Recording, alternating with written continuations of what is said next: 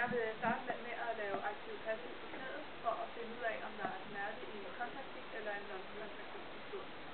Jeg vil starte med at lave en aktiv flexion, hvor jeg vil bede min patient om at tage hælen op mod bagen med hælen stadigvæk i underlaget. Og der mærker min patient smerte. Jeg vil derefter prøve at lave den samme øvelse passivt, flexion, hvor min patient også mærker smerte. Den normale bevægelse, man har i en ekstension af knæet, er 160 grader. Jeg vil gå videre til en ekstension, hvor jeg vil bede min patient om at presse knæhasen ned i underlaget.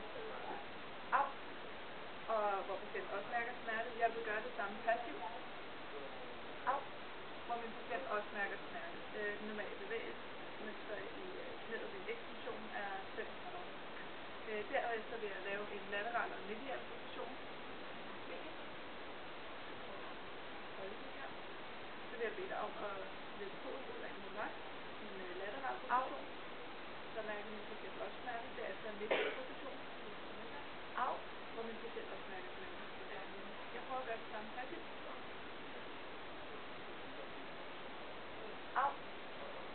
Det var en lateral rotation, hvor min patient mærker smerte. Og det samme ved den mediale rotation.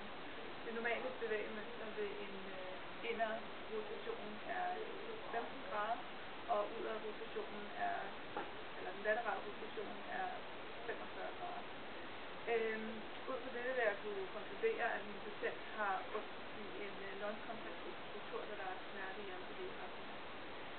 Jeg vil gå videre med en traktion og en kompression for at finde ud af, om smerten er intra- eller ekstraartikulær. Det vil jeg gøre ved at bede min patient om at komme op på maven.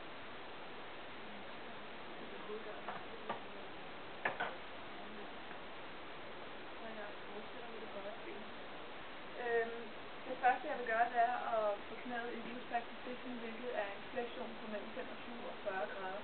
Close back position er maksimal ekstension af knæet. Jeg tager knæet i loose back position og laver en traktion, hvor min patient mærker smerte. Jeg vil derefter prøve at lave en kompression, og der mærker min patient ikke smerte. Jeg vil ud til dette kunne konkludere, at min patient har en smerte i en non-kontraktil struktur, ekstraartikulær diaresis.